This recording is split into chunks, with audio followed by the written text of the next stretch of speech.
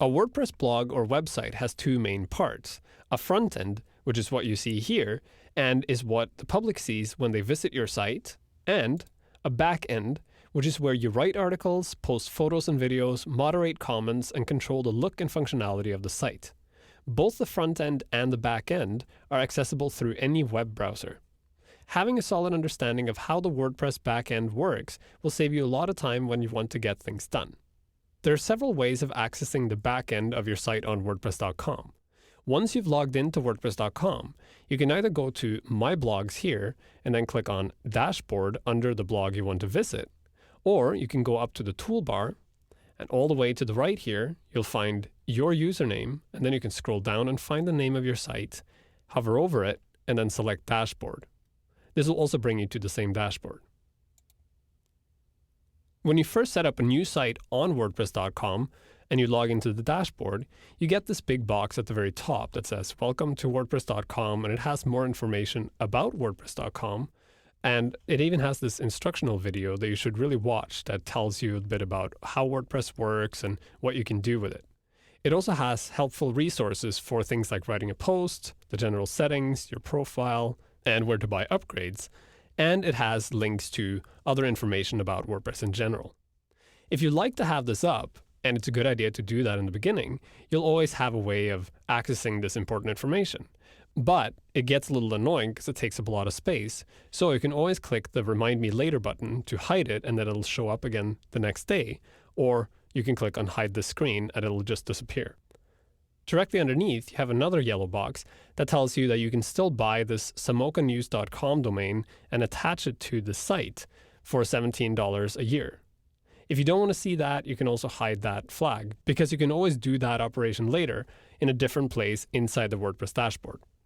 So I'm going to hide both of these. I'll click Remind Me Later for the Welcome to WordPress.com site, and I'll hide the warning about the domain. And then you can see the regular dashboard. At the top of the dashboard, you have the WordPress.com toolbar, which has lots of functionality we'll cover later. And then inside the dashboard, you have two main areas.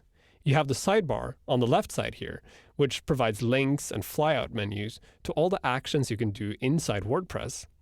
And then on the right here, you have the actual contextual elements for each of them. So as you jump around here, let's say I want to go and create a new post, you get a new window with new contents that you can work on. The left sidebar has three main sections. At the top, it has the dashboard link and the store link. This brings you either to the dashboard that shows you an overview of your site, including what's happening right now on your site. You have the quick press box, which allows you to write a quick post.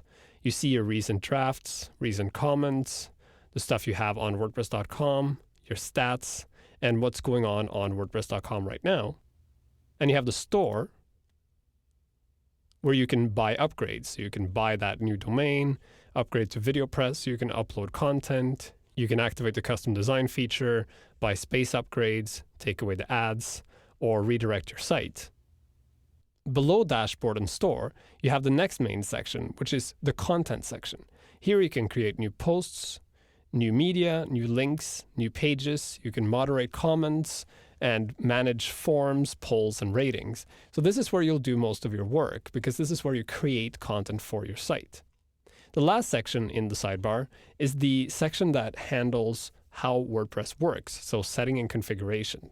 Under Appearance, you can handle themes, widgets, menus, options like header, pictures, and background images and stuff like that.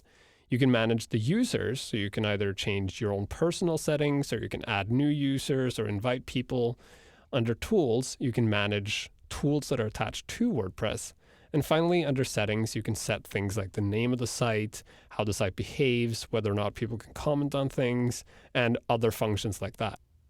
What's cool about this user interface is that it's highly customizable. I'll show you, so I'll go back to Dashboard so you can see what I'm talking about. First off, the sidebar is collapsible. So if you scroll down, you see there's this button at the very bottom of the sidebar that says Collapse Menu. If you click on it, you collapse the menu and replace it with simple icons. If you hover over the icons, you still get the flyout menu, so you can select all the options. It just takes up less space. This also gets triggered if the window you are viewing WordPress in is smaller. So if we reduce the size of this window, you'll see that when we get to a certain point, the menu automatically collapses. This is called responsive design, and it means that the site is literally responding to the window you are using to view the site. Inside each of the windows, you also have these tabs that you can actually grab and move around. So if you want recent drafts to be over quick press, for instance, you simply grab quick press and move it under recent drafts. You can also collapse each section by clicking this down arrow, or you can even hide it by going to screen options and selecting what you want or don't want to see. So for instance, if I never use quick press, I can simply unselect it and it goes away. The screen options function is actually really important, and a lot of people don't know about it. So what happens is they'll see something demoed, for instance, in this video or another video, or they'll see a grab of it on the internet, and then they go, but I don't have that function.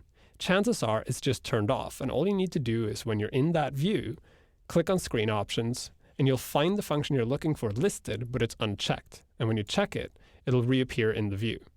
Screen options is available for every single view inside WordPress. So no matter where you go, let's say we go to add a new post, you'll see we still have screen options here with all the options, and we can turn them on and off. So I can turn on and off excerpts or trackbacks or discussions or slugs and whatever I want. And I can reconfigure my window to fit my preferences. So I can move categories up to the top or move it down again.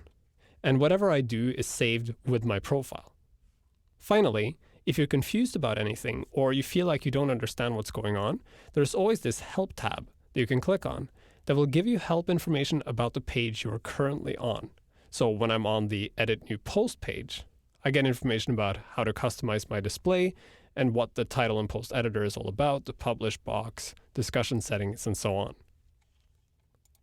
The WordPress dashboard, which is also known as the admin area or backend, is where you will do most of your work. As with everything else in WordPress, it's highly customizable and easy to understand. My tip is this: if you're ever confused about what to do or where to go to do it when you're in the backend, just read what it says on the page. In most cases, it's spelled out right in front of you. And if you're still confused, click the help button.